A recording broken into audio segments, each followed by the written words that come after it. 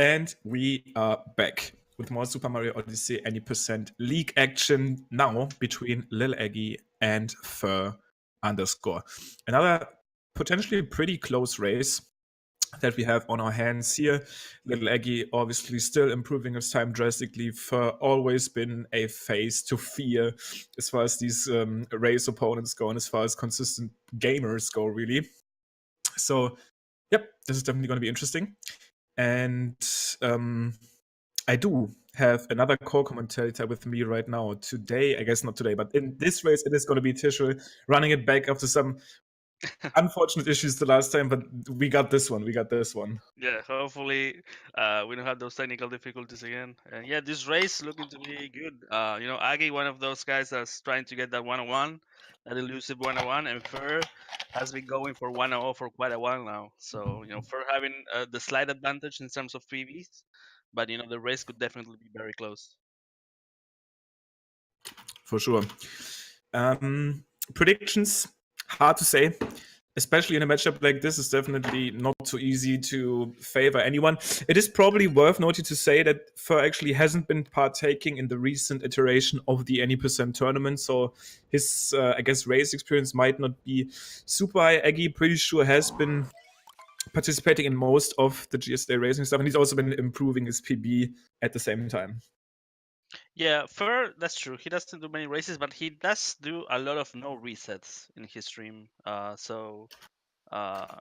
think he's used to just continuing runs. I don't think he gets tilted very easily. So that's definitely an advantage in a race, I feel. Yeah, by a long shot. Seeing pretty much instantly synced up spin pounds here at the very start. Looks like cap won't be the biggest difference between the two. I think it's always interesting, though, to still look at cap differences. There's still different strats that runners decide to go for example, these buffered spin pounds before the cutscene. I think Fur's actually also going for this spin pound here. You can actually buffer a spin pound. I think he did a spin throw. I think he did a spin throw or cancel to capture the lever. Switch. I think so. Oops. We're back. Looks like some production issues. Happens to the best of them.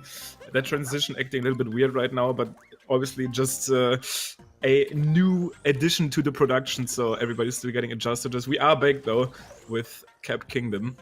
And looks like Aggie has a slight lead here going into the actual climb with the frog and about to enter this first door. Around actually second ahead of her. Cap Kingdom, like we always say, it's the first kingdom, but it's actually pretty tough, and especially for this jump, right, left side. So lead changes in Cap Kingdom all the time. So yeah, nowadays though, it feels like it's hard to say. The way Odyssey's routes and strats have kind of changed in runs has been pretty interesting to me, because it feels like obviously early on we had a lot of route changes, a lot of new strat additions, pretty much up until like I'd say March or something. Then it really slowed down and we had like one or two big strats kind of added to the run, like something like Snowdome came in and then another like bigger strat, and it really came across as like pretty slow development. But then when June hit and the moon clip got found and these new like wooded routes, sand changes, everything, so much new stuff got found, many new strats that people have been adding, also lay clip recently. I feel like it's been slowing down a little bit again. Like I remember a time when we had like a new cap strat like daily, something like the spin throw on topper, something like the first person version, these buffered spin pounds. I feel like recently we haven't really seen too many changes. Yeah, no, that's. I mean, that's to be expected. When a game is, especially a Mario game, there's a lot of people interested, trying to find strats, trying to be fast, and then as time goes by, it slows down a bit. But we're pretty much synced. Well, not really, but for like a few seconds in the lead, entering Manbro. Nothing too crazy so far.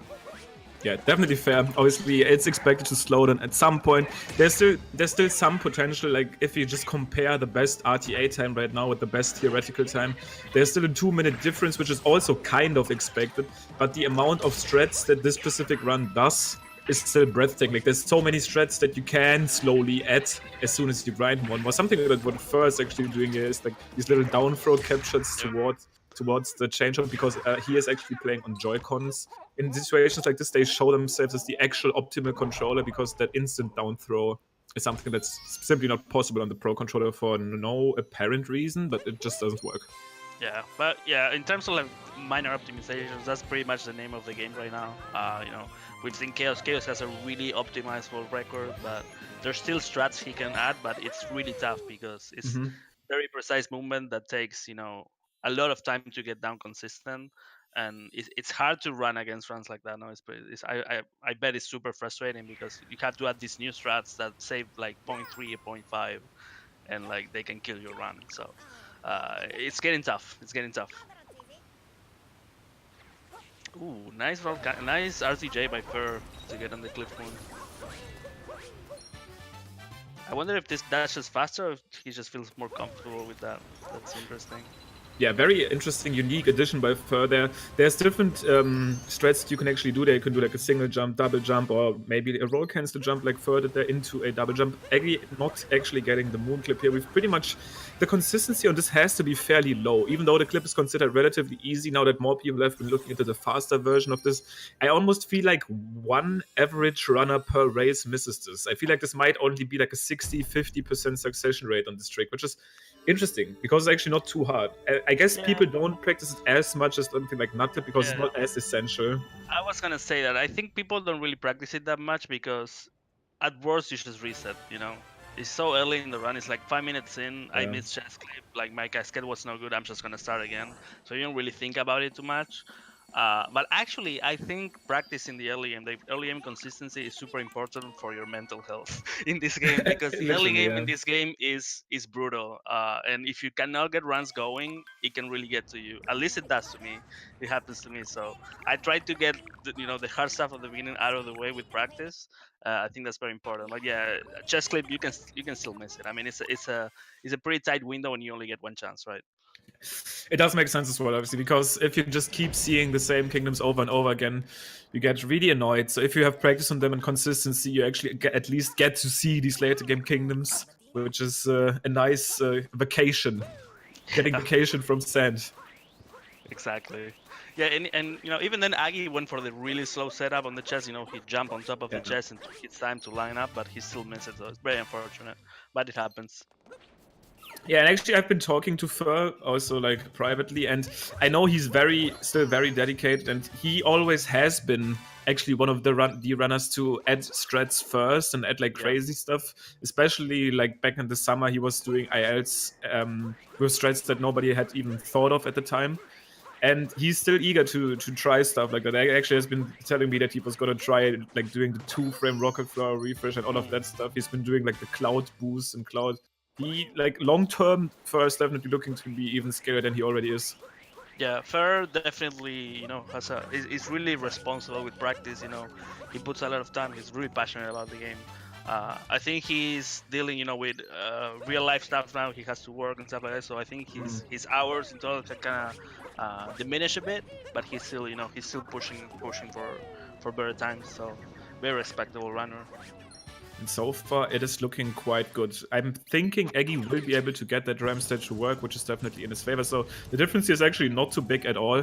Fur, however, does have a pretty nice lead going into the swing split portion of sand, which tends to kind of change some leads or at least time differences. Because talking about time differences, actually, I won't have time to talk about this before swing slip. I'll do this once we're done with this, talking about the point system. But at first, we should probably look at those swing slips.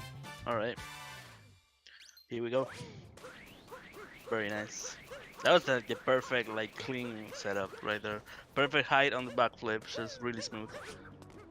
Like going for a triple jump there just to avoid any weird bonks on that section, which actually can happen quite easily. And is struggling quite a little bit. Actually going for single clip now, so they are literally synced going into this, but you have obviously to remember that Fur already got that swings from him, so he will go to the left while Aggie will go to the right. So I'm curious if Aggie does single clip in his runs. I don't think so. I think he does double clip, so I think this is a safe strat for races that he chose to go for. Race adaptation. Raya actually also has been doing single clip in these races, which is interesting to me because he's definitely capable of doing a double clip. But I brought this up a couple times. Double clip, while being a decent amount faster, is basically slower as soon as you miss the second clip like twice. once is actually not too bad. I think one missing single double clip once is better than people think because the bird is actually super close to the ground pound moon. I'd be interested. Like, I feel missing once is not optimal, but it almost doesn't lose time if you miss it once. But every second miss starts really losing time. Yeah, it's I would say it's like a medium risk, you know, low reward strat, or I guess high reward, depending on how you look at it. You know, for a top runner, the time you save with double clip is huge, right? Like those 2-3 seconds, 4 seconds, I don't even know what's. That's a huge reward right there for a strat that you're basically just repeating while holding left once and not holding left on the other time. Yeah. So yeah, interesting that he chooses to go for the safe strat here, but understandable in a race. You know, you wanna play it safe on the hard stuff. Respectable. See single clip bird cycle here from Aggie. Obviously, since you do the swings at the second time and then just run towards the oasis and don't even go towards that hidden room, you basically the bird will be further back. That's where more of the times it comes from. It's actually the burst cycle. Like when you do double clip, the bird is closer to you. So some of the times it's come from there, which is pretty interesting. Some camera shaking there from Aggie. Might not be super happy with these nodes. He did have a little bit of movement flows there. This is the high level analysis right here, dude. I just figured it out perfectly. Depending on the camera shake, I can kind of like read the levels of tilt. That was like a slight shaking, so he's not really tilted. He was just unhappy. Okay. But like the very heavy shaking, that's oh my god, they actually tilted at that point. Okay, so for with a 10:14 sound, pretty good time for a race, very respectable. And Aggie looking at like a 10:30. 10:35. So you know, not too bad. On those lines, probably 33. This cutscene takes about like an additional 4 seconds. Around that level. Lake though, I'm pretty sure that Aggie won't be doing Lake skip. This is once again almost like an exclusive top 10 strat, and not even the entirety of top 10 does that. It's like top 10 and JR, dude. That's kind of like the people that do Lake clip. It's like a community insider, by the way. Don't worry. People are getting really good at lake clip. You know, at first, when people started doing it, I was kind of skeptical because the trick is really hard to save time with the trick, right? You kind of have to get it like first try or second try with a quick setup. But nowadays, people are really good at it. Like they save time consistently with it. So, you know, it's pretty amazing the stuff that players do to save time in this game. Yeah, that was for sure. Fast by far. That was like really fast setup. Clean. Definitely saving time. Definitely saving time. It's going to be going for a ground pound version here, which is interesting to me. Because, I mean, we don't exactly know, but he does have the access to Joy-Cons. And as far as I know, actually down throwing there is a tiny bit fast. I'm not exactly sure anymore. It would be interesting. I think the down throw would just reach the chest a little bit earlier, making the moon ground poundable earlier. But it's very slight difference. That's interesting. I never thought of that. But yeah, also, you know, part of the time save, well, it's not really time save, but like that you don't see immediately is because of the waypoint text that you get in Lake. You don't get it in Metro, right? If you don't do Lake Clip, you get that message in Metro, so that 1-2 seconds kind of moves from one kingdom to the other. So at first glance, it doesn't seem like it saves that much, but you're actually saving like 2 seconds in Metro by doing Lake Clip stuff. So Aggie is going to be fighting Rango here. This is something that Fur is not going to deal with. Definitely saving some nice time with that Lake Clip. And some additional time later on in Metro, since he already got the Cappy warp text out of the way, which shows up on the very first warp of the game when you have a checkpoint unlocked on the map. That's why it doesn't actually show up in... It didn't show up in the old Sand Road back in the day where we ended up warping because we tried to avoid the checkpoint there. Right, exactly. Wouldn't have technically mattered, but whatever. Yeah, it wouldn't matter in that case, but yeah. Fur extending his lead with that clip for sure. But you know, we're coming to Wooded and we know what can happen in Wooded. If you guys catch the race between Chaos and Nitro from today, you know, a lot of spaghetti can happen in Ruin. So we'll see. Okay, Aggie, slight camera movements, trying to analyze that right here. Very slight, so I think he's okay with that Lake. He might have just noticed that Fur went for Lake Clip, so he wasn't completely happy, but slight movements, I see. Not too bad. Still doing well. And he is still doing well, obviously. The race is far from... Fur had a really good early game for a race, I would say. So, you know, that's where the lead comes from, but the race is far from over. Like, they still have to play the hardest kingdom, so... nothing to be tilted from yet. Since the leagues started, nut clip consistency has also been going down. It seems weird, but it might have been just unlucky. I remember when the first tournament started, I was always hyping this up as a potential huge time loss. People would miss the clip, but then everybody kind of just got it. And it almost seemed like I was hyping that up for no reason. But recently, we've really been seeing how bad of a time loss a missed nut clip or even messed up out of bounds movement can be. Yeah, it's just things that we tend to take for granted, you know, after so much time of doing it, you know. What's been like 7 months of nut clip already? Yeah, around It sounds that. crazy when I say like that, but True. yeah, we've been doing that trick for 7 months. It feels so new still. I mean, you've been doing it for so long that you should just take it for granted, but you know, it's a tight window of frames for the inputs, and it's only one chance you have. So definitely not surprised to see some fails in race, especially with nerfs coming into play, right? Speaking of high risk, medium, or even low rewards, Dreadsfire is actually going to be going for atop a tall tree, which is the moon name for that nuts right now. So he's going to be getting that extra moon in now. Probably going to be skipping the Piranha story moon later on, which is the slowest moon left in the route. It looks like that clip should have worked for sure. Yeah, he got it. We'll get the clip. Aggie about to get hit himself. Also looks good. Yep. Let's go. Nice out of bounds movement from first of all. This looks closer right now than it actually is, though. If Aggie gets back in bounds, looks very optimal from both of them. Nice out of bounds movement showcase. Yeah. Ooh, that's actually gonna hurt him quite a bit. Falling down there. I think he wanted to go for a side flip, but got like a single. No, I think he does this single jump intentionally. That's how it looked like on this one. Almost synced now. I'm not sure what strat he uses. I'm not sure. But it looks synced. Wow. Actually, yeah, the moon counter was synced. It just looked synced earlier, but now, yeah, let's check the moon counter here.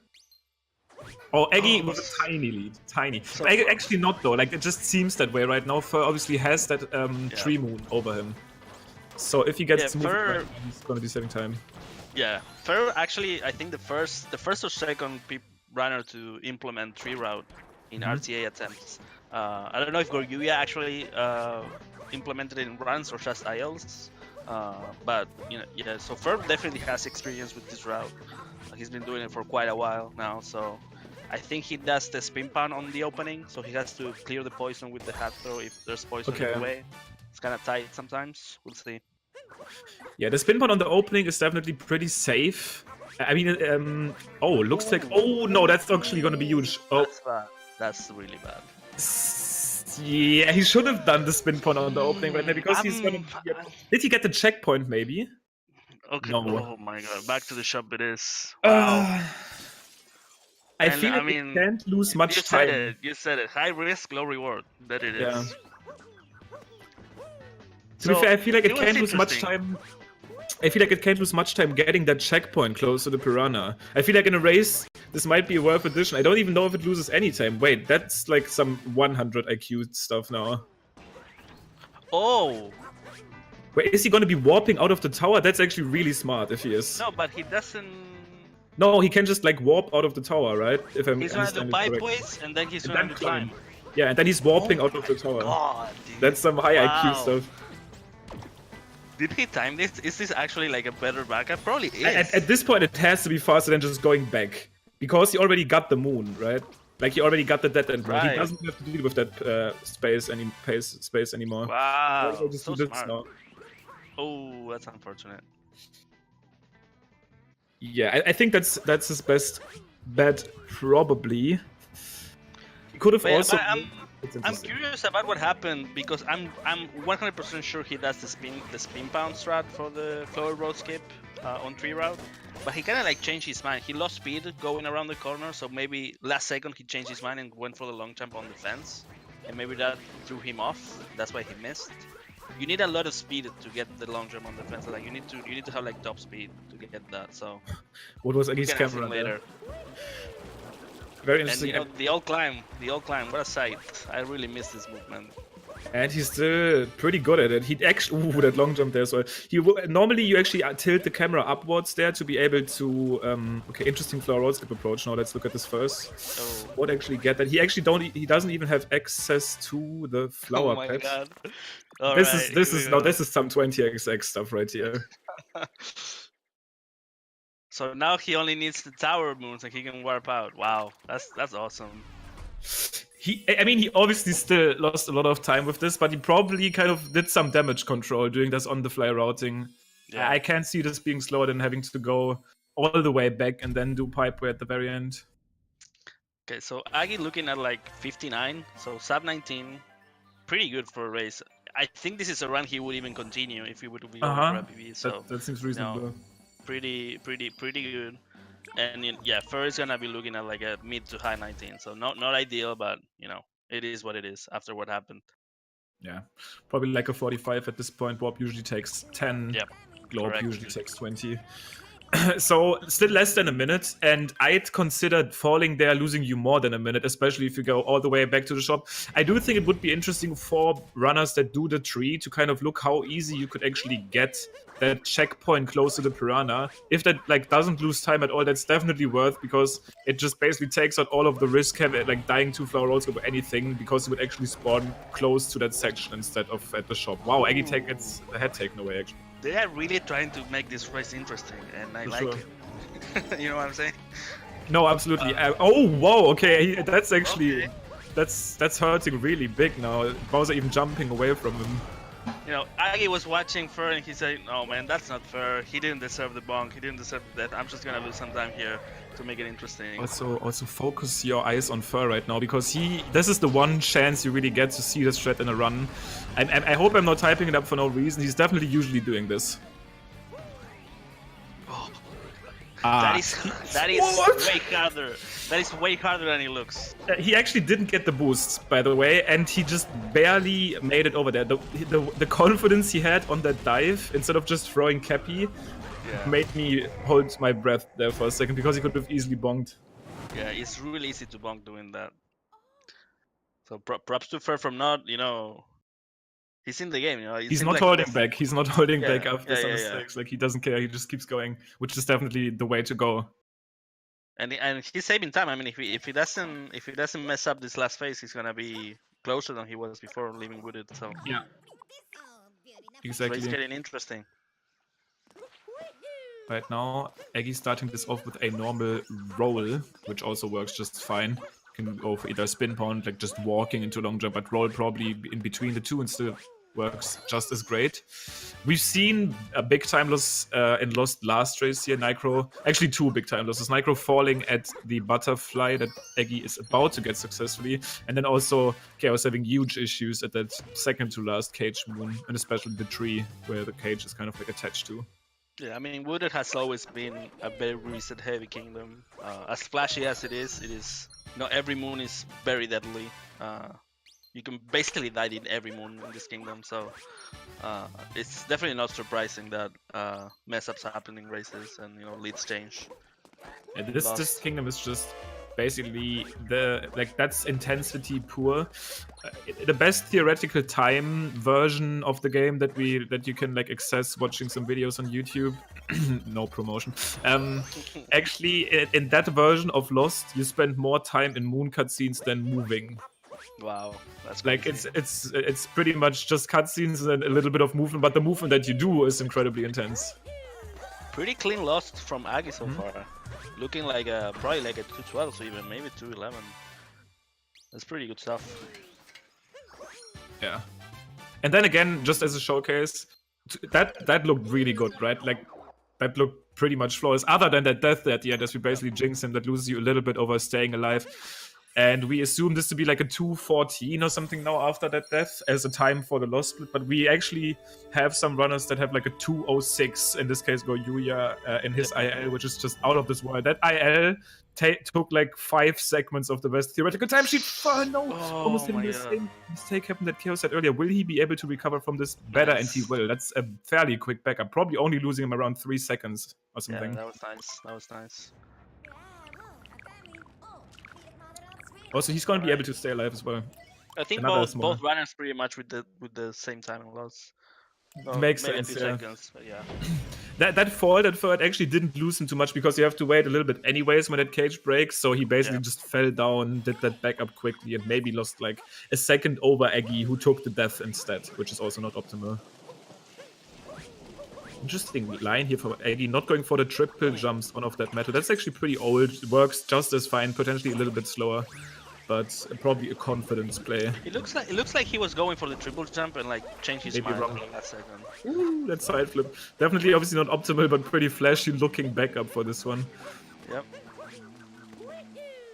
A bit of hiccups, but nothing major so far. No, looking clean still. Very With, as you nice. said, a little few sprinkles of dirt, but the rest is pretty much clean. You know, Aggie has been around for a long time, and he's been improving a lot lately. Oh yeah. He has a low 102, a 102.22, I believe. And he's going for the 101. He definitely has the ability to get it. So it's pretty interesting right now in the community. There's like 2 levels of competition going on. There's the people that are contending for world record. And there's like a second tier of players that are competing for 101 spots, and Aggie's one of them. Uncharacteristic mistake by Fur. Let's see if he has some kind of backup for this in the pocket. Looks like he almost definitely has, and this is actually probably one of the better ones he could have taken. Not having to go up that construction site, which is definitely better. And I definitely have to agree with you. I feel like right now it's pretty inflated, and it seems like a lot of people are catching up, which they do. We've seen more 101s now, and we've seen more 102s, which is obviously mainly due to those top-level runners kind of hitting our logical wall, which is that lowish 1-over. And I mean, it's almost incredible how this build up towards that legendary sub. Oh, it couldn't be any better. Like now we are literally only less than 30 seconds away from it, and it gets harder and harder and harder. And this one run, we still haven't actually seen it in 2-player yet. Even almost happened earlier, by the way. Fur just doesn't care, man. He just doesn't care. He's just going for everything. This jump he has been doing for a long time, and he's gonna keep doing it. I low key see him try the 2-frame thing later. I'm not sure if he looked at it yet. I talked to him at GDQ, and he actually did say that that was something that he was gonna look into. But that's like the kind of player Fur really is. Yeah. But like you said, it looks like people are catching up with the top players, but in reality, there's a big gap. I know that myself firsthand. There's definitely a big gap, even though the times are getting closer. Top runners of this game are pretty insane on what they do. The consistency they have for the hard stuff is pretty insane. So it's gonna take a while from runners like Aggie, Dangers, Tyrone, all those tiers of players to get closer. And top runners are not slowing down. It's not like some of them are taking breaks. It's normal after grinding for so long, but some of them are still very active and still trying to improve their time. So it definitely takes a long to catch up. That's the thing. It's not even that they are slowing down. It's just that PBing in general slows down because we are getting so good at this point. Especially Chaos's run right now, really hard to touch. Yeah, and even himself, like Chaos is having a hard time even, getting close to his PB, which is the world record. And, you can see like the frustration. I mean, it's inevitable, right?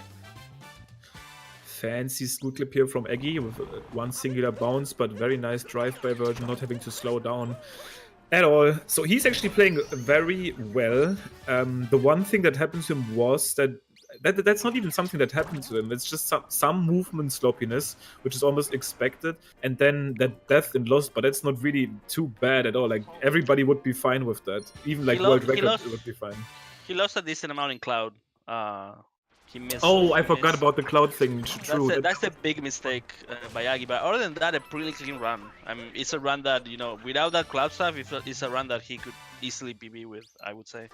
Yeah, that Cloud thing is pretty big. Forgot about that one. But that's obviously not enough for him to lose his lead. As we see, loses a little bit of momentum here. Yeah, okay. He actually, back in the day, we did capture that second pole, and I was like, wait, did he like miss a memo? But I think he just wanted to capture it because he lost speed. And then he said like, anyway, I'm just gonna roll anyway. So at this point, it's not even worth anymore. Yeah, that movement when you flick the first pole, it's really hard to not lose the speed. Anything you touch is gonna completely destroy your speed. So it's hard to control Mario during that section. We'll see if Fur can do it. It's a little parkour, really. You kind of have to, there's the taxi potentially, street lights, fire hydrants, but he does keep doing it. It does look so nice if you actually are able to keep the movement. Yeah, that was very nice. He cut the corner really well there. Some people go around the lights, the traffic lights, but he cut the corner like precisely there. So props to him. That's not easy. Well, almost synced story moons here, just one musician apart. LilAggy is already about to warp up to the roof to continue his mission and get these higher level, and I'm not talking about difficulty, but just literally higher level moons that are still left in the route. And it's going to be ending on that crowded sub room, obviously. Fur is about to do the same after he just acquired the bassist. I'm interested to see on which strats they use for the climb moon on top of the building. You know, there's a few setups that let you spin pound after you grab the moon pretty consistently. That can save up to a second. So let's see what Aggie decides to do.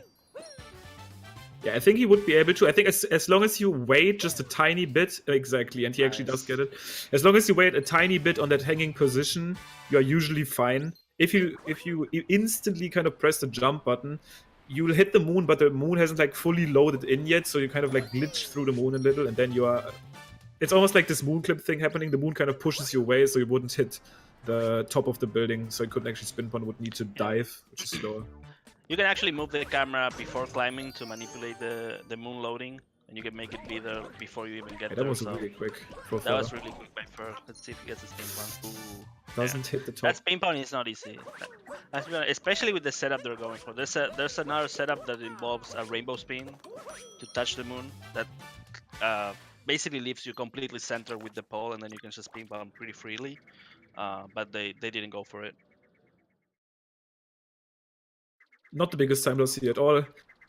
Fur tried to go for the spin pun and then ended up diving, which lost him more than just diving immediately. But I mean, can respect him for at least trying. And this is still not anything like reasonable that you would consider a big time loss. Obviously, coins looking good. I think Fur has 107 is the last number I've seen. Aggie had more coins earlier, I think, as well than Fur. He did take a death and lost. I do think he should be fine though. But maybe actually not. Because he had like 3 coins less. I mean, it shouldn't be big. He should be fine going to snow first. We'll see. So what's the time difference? Around a minute, or am I crazy? I think it's less at this point. I haven't actually completely tracked it down. I guess we're looking more at like 45, but let's just take this cutscene here, the first one before the gameplay starts. 24 for Aggie. He has 110 coins, so he's actually totally fine. Okay. But yeah, 24 on that last cutscene fade out for Aggie. For about to go to Snow himself. And Snow was another one where I see Fur going for some additional extra strats over Aggie that might cause him to catch up a little more. I actually don't know if any of them go for the moon clip in Snow. We'll find out, I guess. It's actually a strat that is not that risky to go for. It doesn't really lose much time. I would say it's a pretty low risk, medium reward, I would say. So if they do it, they would definitely go for it, I think. So by the way, we got 32 flat from Fur, so the difference here is only 36 seconds. Fur definitely making up some time lately.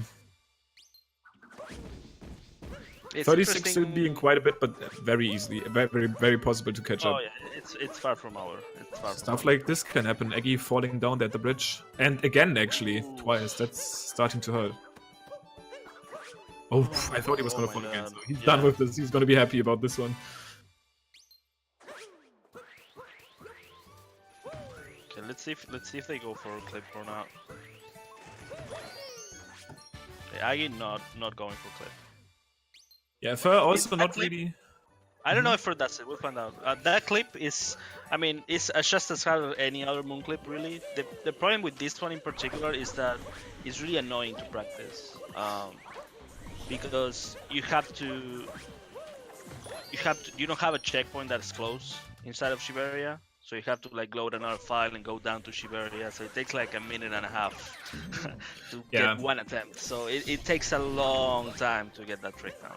Looks like Fur will also not be missing with this. At the same time, Aggie actually goes for... I'm not sure if that was intentional, but it looked like he might have went for that. Left one Spiny alive to kind of speed up that camera panning a little bit. Very minor, nice strat that you can do.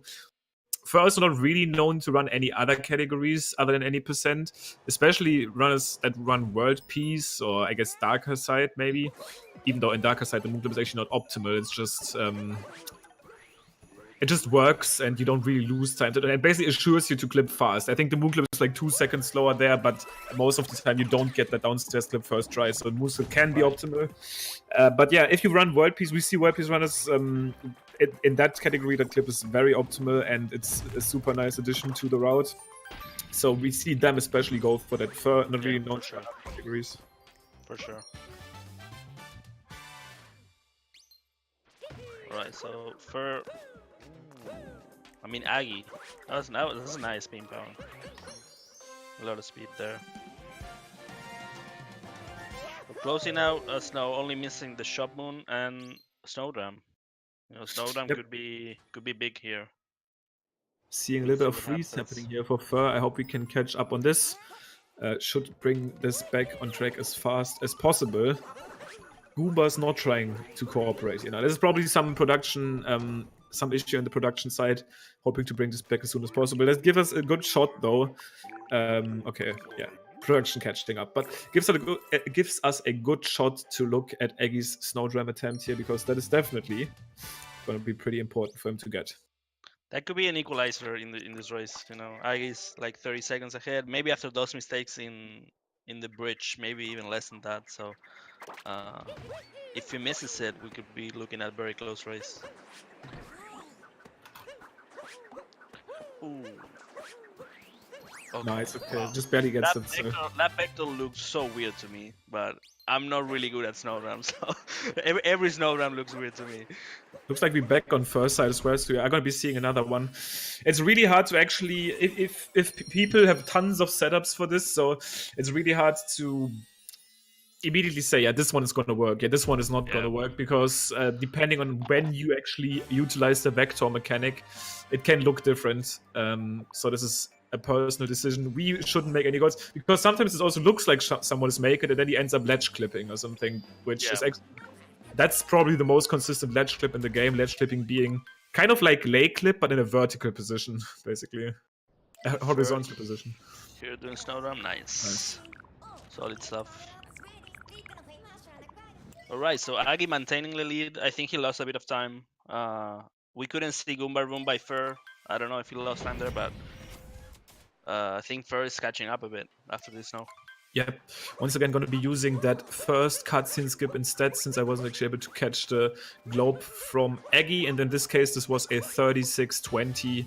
So this is going to be a cue from... Also, it looks like we actually might have not catch up with the stream yet, because the timer, that maybe actually got you the idea that he's further behind. The timer seems not to have caught up yet. Okay. Messaging the production really quick that we can fix that.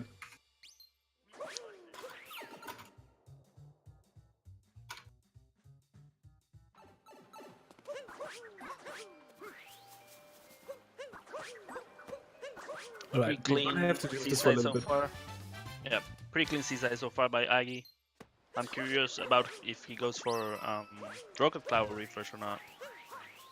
Yeah, first cutscene for Fur happened at like 14, at like 44 there, which would mean that he's only like 20 seconds between the two now.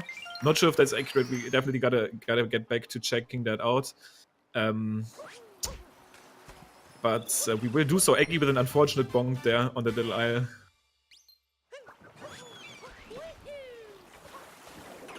I think it's like 25 seconds from each other. Aggie in the lead, of course. Yeah, that seems accurate still. So probably just the stream lagging a little bit behind from first side because of that delay that happened to him in the Goomba Boom. But right now Seaside is looking very nice for him. And now the moment of truth is coming in is that legendary 2 frames with something he's arguably looking at. I would really love to see people starting to at least go for this. You'll miss it a lot, but you don't really lose too much time for this, man. Especially if you go for the version that First doing right now, just do the ground pound. And if he ends up missing it now, then you lost the time that you did the ground pound. You lose like 2 seconds, I guess 1 second, which is... I mean, I think we're getting denied though. Imagine that's getting skipped now. We actually... Oh my god. Refresh, I really don't know what track he used. Oh my god. That's the ultimate thing there, dude. That's annoying.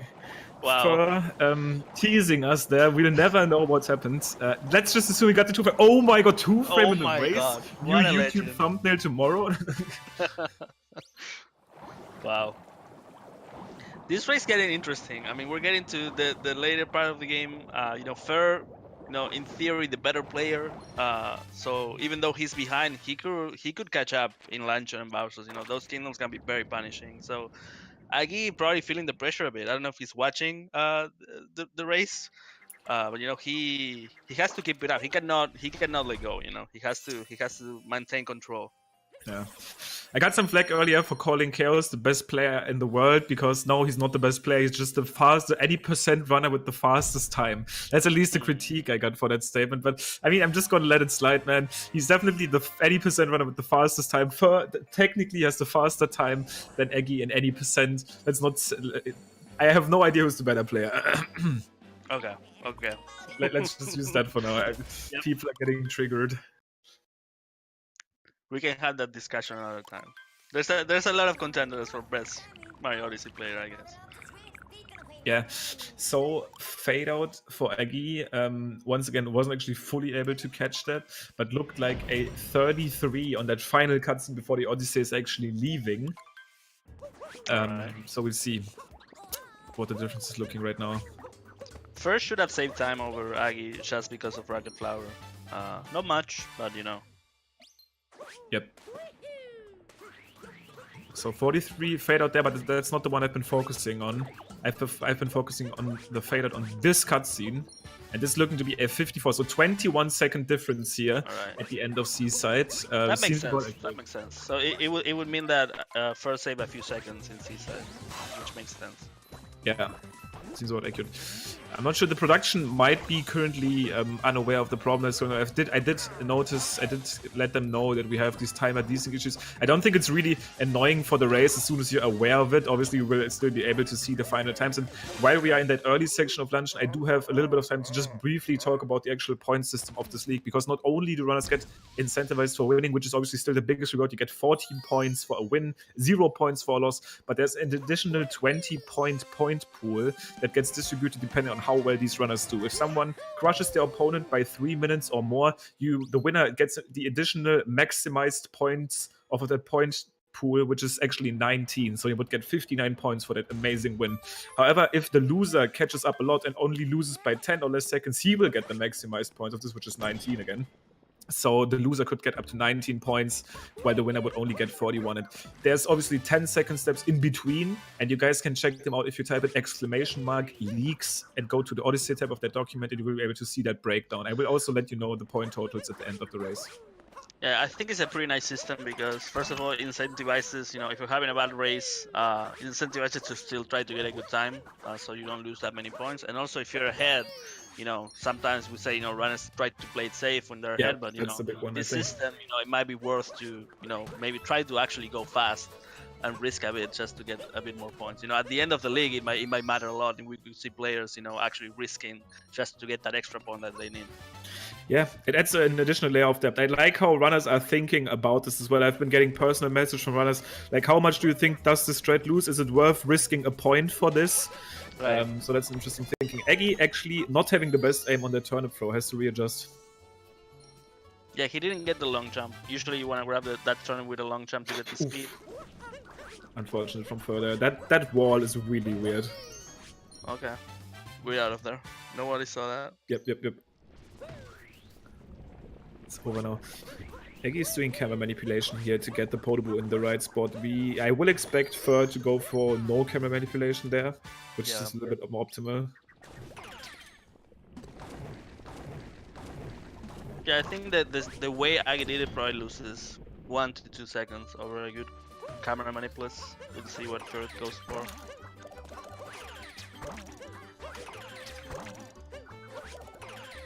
So not the best launcher by Aggie, but nothing major, right? You know, launcher can lose you a lot of time. So far, he's been able to, you know, keep it under control, I guess. We'll see what happens on a clip, and the last one also can be very deadly.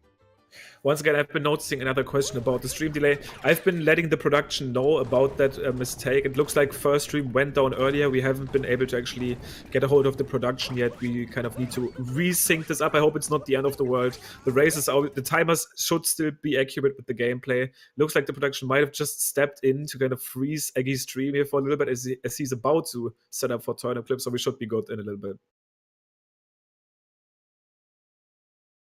Yeah, now we can actually see how close they actually are, right? It looked like they were like further True, away. yep.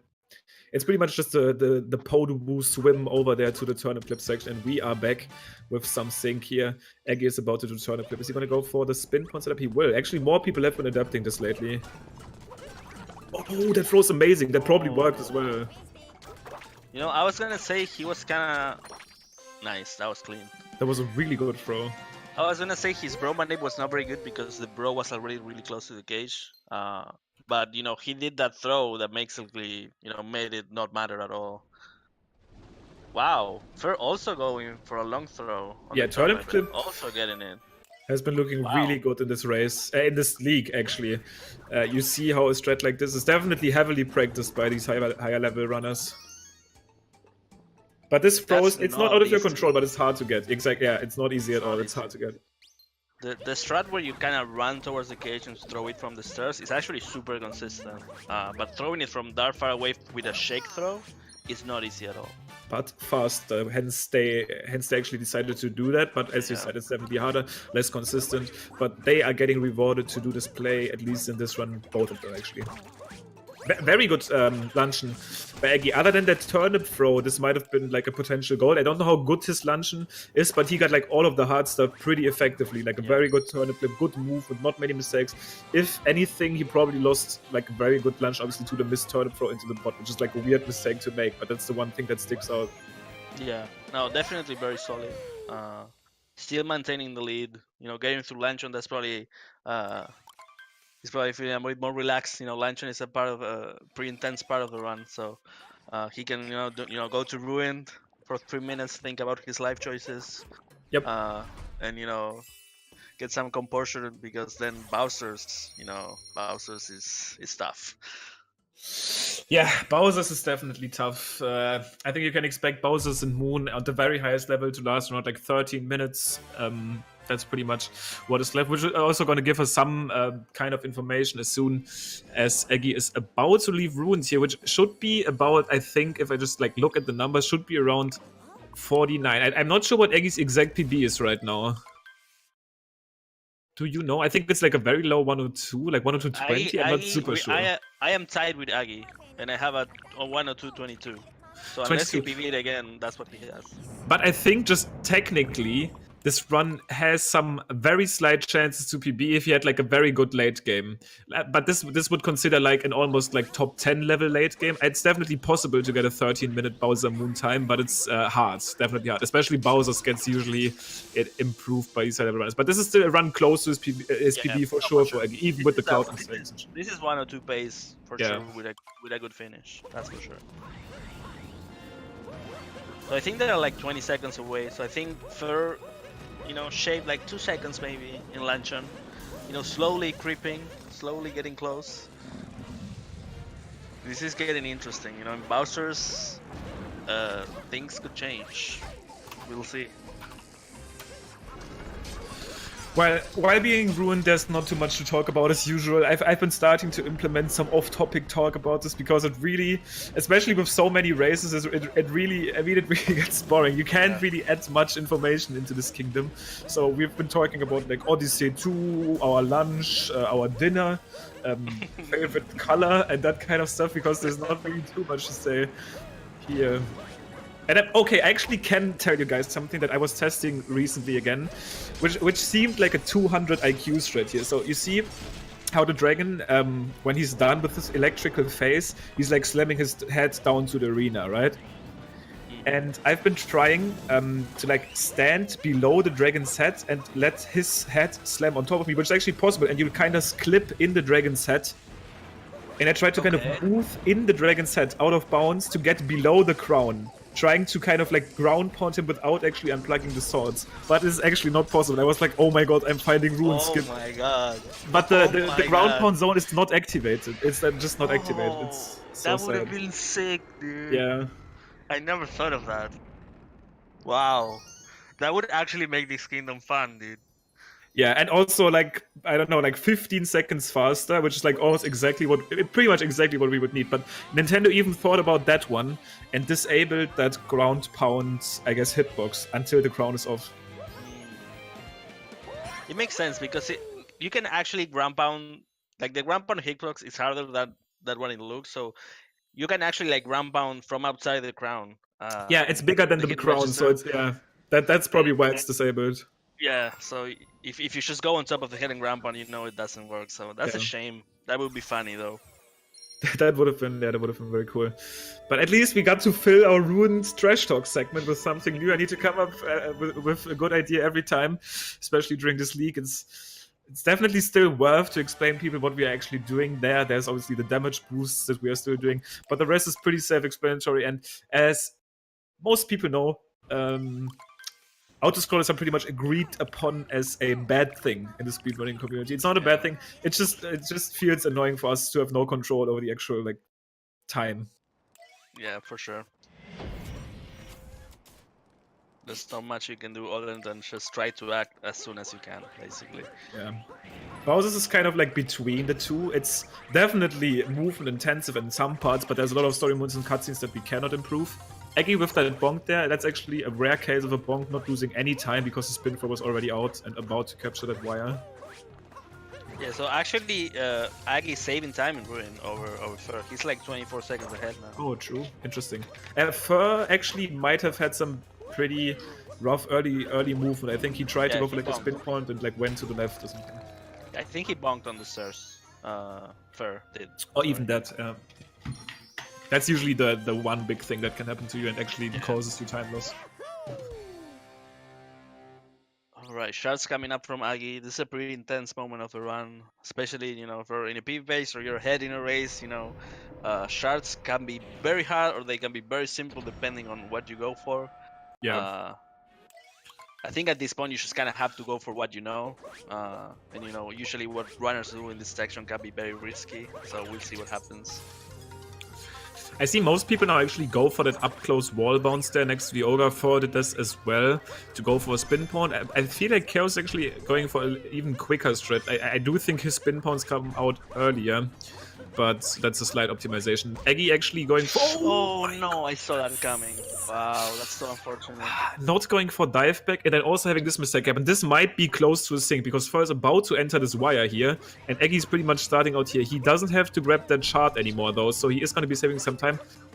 Not going to be going for... Yeah, he's not going to be going for the real trip.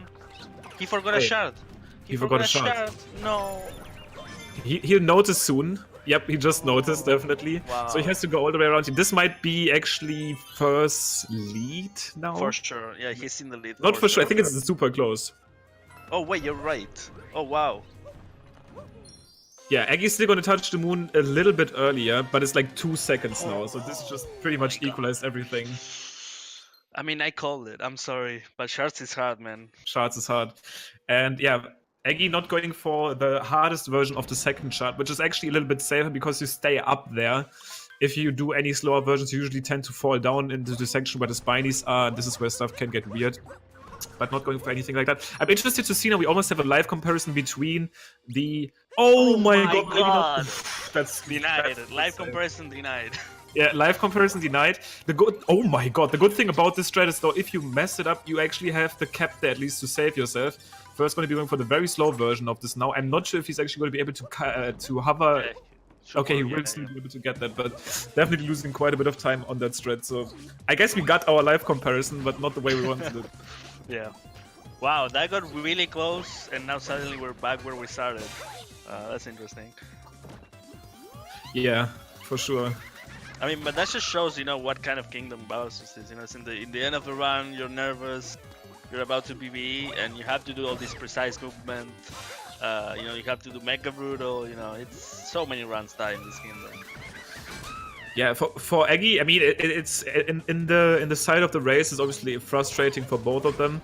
But for Aggie, I think a PB might have actually been possible still as he entered Bowser. So it's probably out of the question, like, not possible anymore now after the death in charts that actually probably lost him around 20 seconds. So I don't think that's possible at all anymore. But he's still in the lead right now, so he's definitely still happy with that. Yeah, I think he'll be looking at like a very high 102 or maybe a low 103. Probably, we'll see.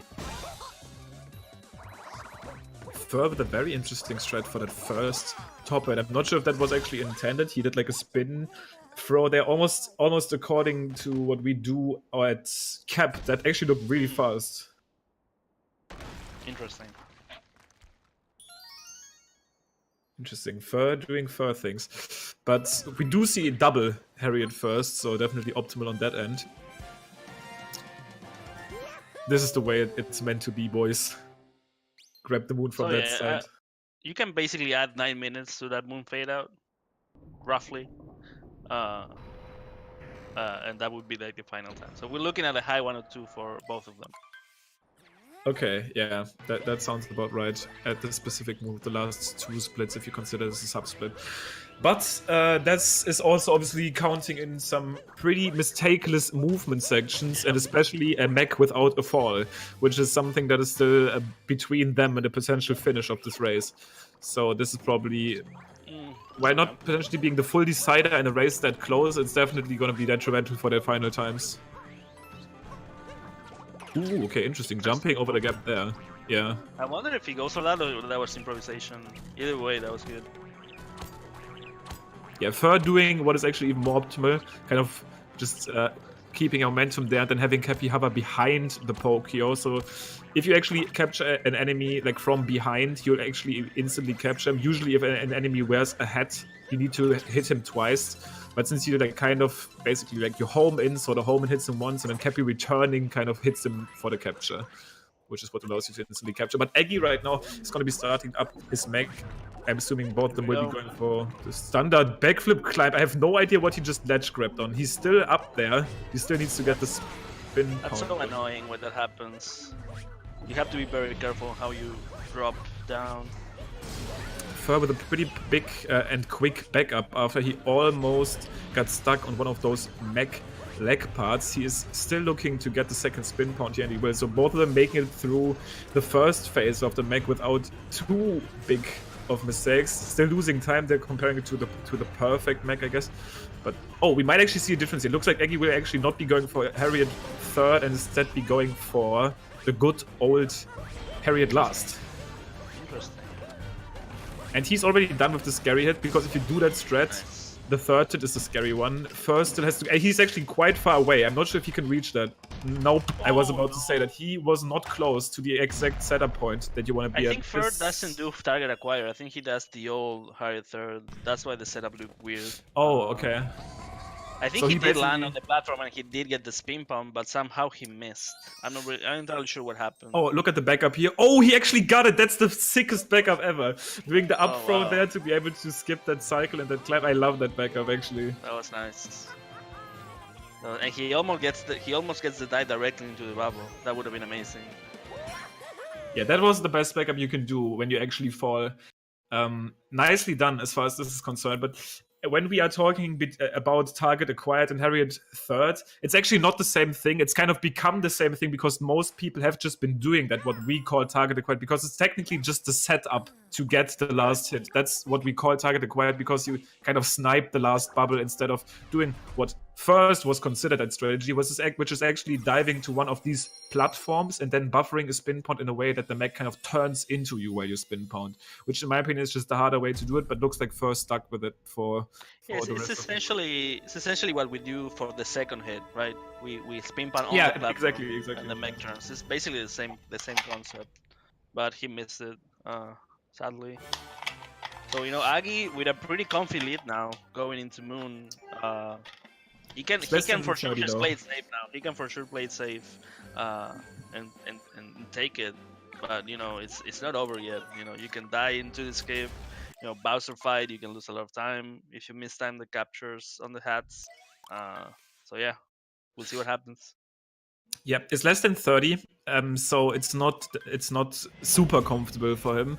And this is also, even if Fur takes the loss, he will still get quite a few points here, if he's managing to do that. But it's not, Aggie can't be safe. Especially the one of the big mistakes that happened in this run was in Cloud, which was during a Bowser fight. So he hopefully was able to shake off that.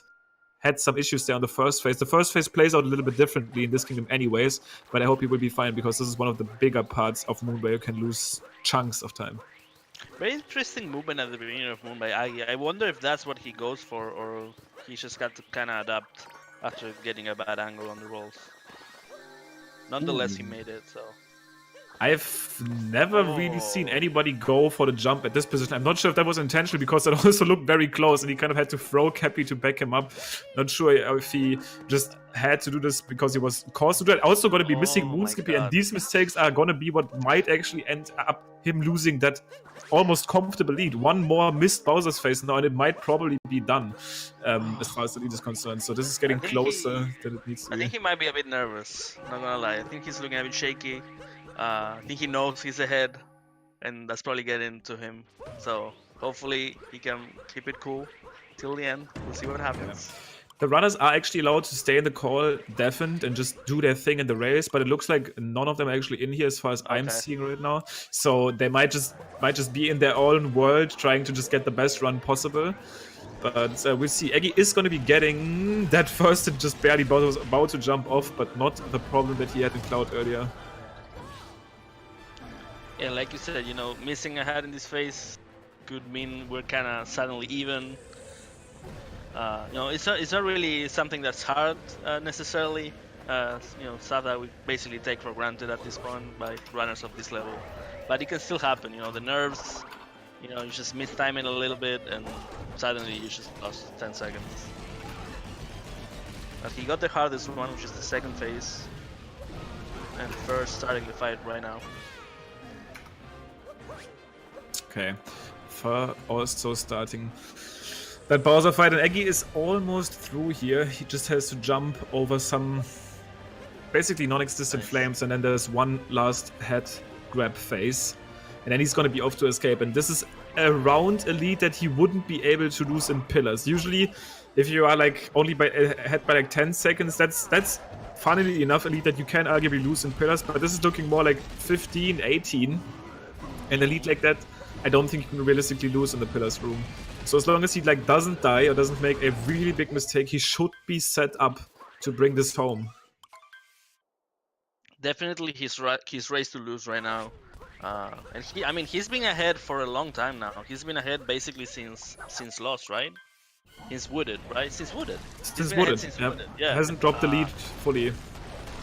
There was a time where it got pretty close again, but not enough. But I mean, if he manages to keep it, you know, all the way to the end, you know, definitely deserves the win. You know, that's not easy. So props to him. Let's see if he can close it out. Yeah, this actually technically could still like super high 102. Yeah, he should still be like on high 102 base. Yep. I didn't check the timer, but his Bowser was.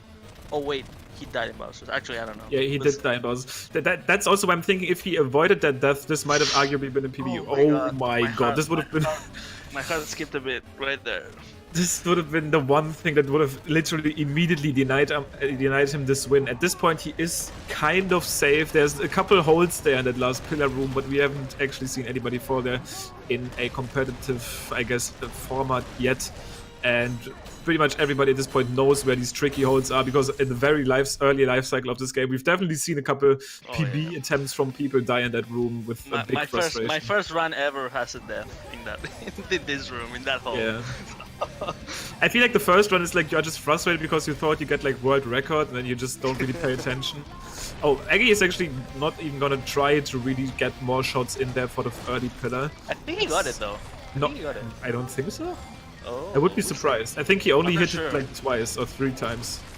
Audio is hard. It's easy to tell. No, he didn't. He got it. Wait, did he? What? How? I'm so confused. What? I think. What? I'm really confused. I thought he only shot like 3 times. Okay, I'm not paying it attention. He shot like 6. Yeah, that's actually interesting. It looks like he's still going to be getting like a 55 or something. Wait, so actually solid. better. Actually better. That's so solid. It's like a 52. So without this Bowser death, this would have been super close to his PB. This is a run that is 30 seconds of his PB. That's so good for him. Props to him. Absolutely.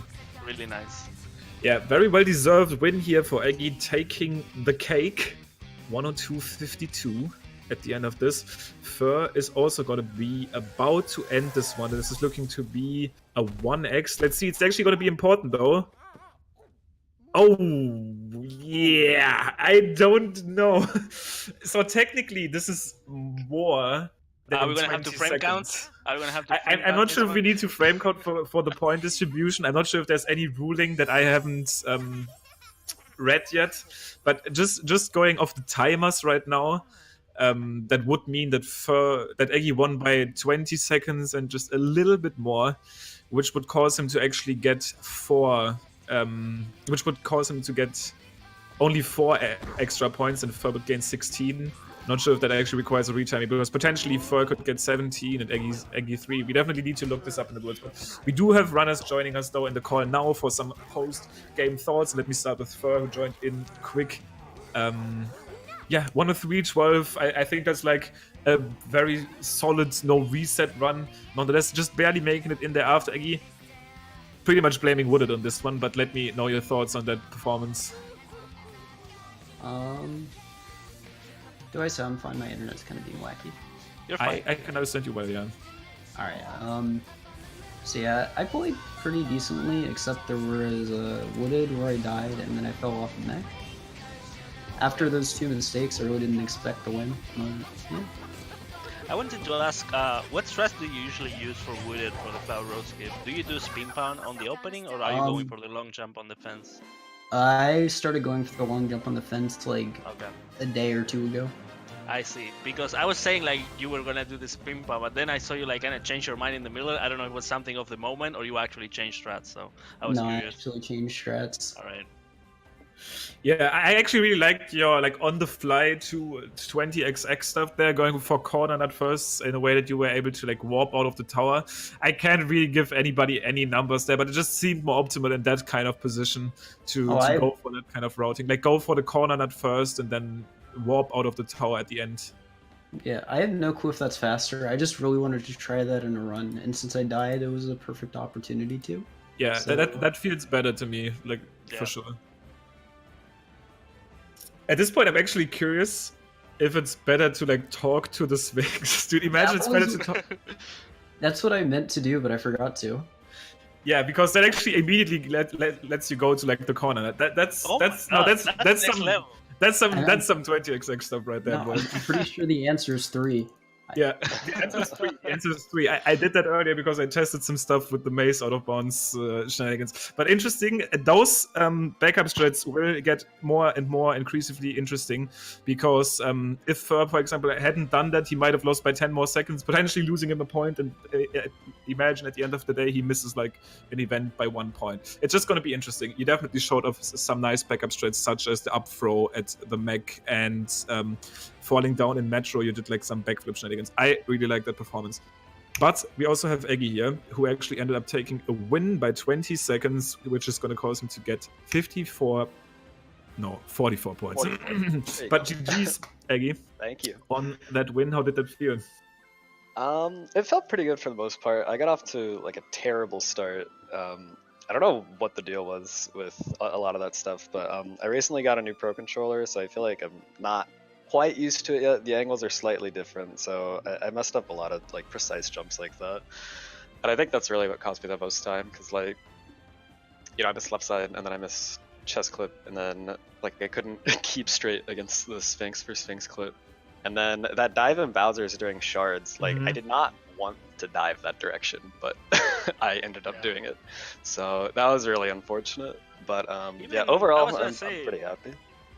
I was gonna say, even with all those mistakes in the early game, you still got like a 1859, which is obviously for you is not like the best thing, but you can still technically PB with that time. So for a race, I think it's pretty good.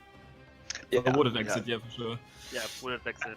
I was like just going by theoretical numbers, going into Bowser's. I think unless I missed a PB of yours, I think a PB would have technically been possible. Is your PB still like 1 to 22 right now? Yep. Yeah, so I feel like just by the numbers, the run was good enough that a PB would have been possible going into Bowser if you played like out of your mind kind of deal. But Out of obviously my the mind, first- maybe, yeah. It was definitely on pace for like 102.30 flat or so. Yeah. I'm probably just going off some theoretical level numbers because I definitely know you Right. can get like a sub 13-minute Bowser's Moon Split, but that's maybe taking it a little bit too far. Anyways, you're still probably going to be happy about that win. 44 points into the account is the number that I'm giving you right now because I'm going off of your timer right now, which is like 0.05 seconds apart, and it's about to be at that one like point border. Like for example, if Fur just split 0.5 late, he would have actually get an extra point. I'm not sure how we treat those rules. Definitely got to catch up with the production and I guess TO team there. But thank you guys so much for doing your league race today. Definitely was super exciting, and best of luck going into these next league races as well. Because I am gonna be signing out for now, and so will Tischel. This is not gonna be the last race of the GSA stream, though.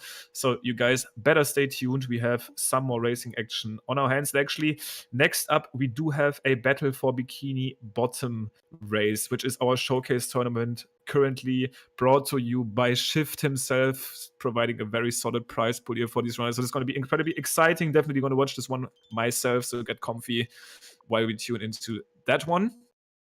And once again, follow the runners, follow the show. SMO crew signing out for now, and see you guys around soon. Peace.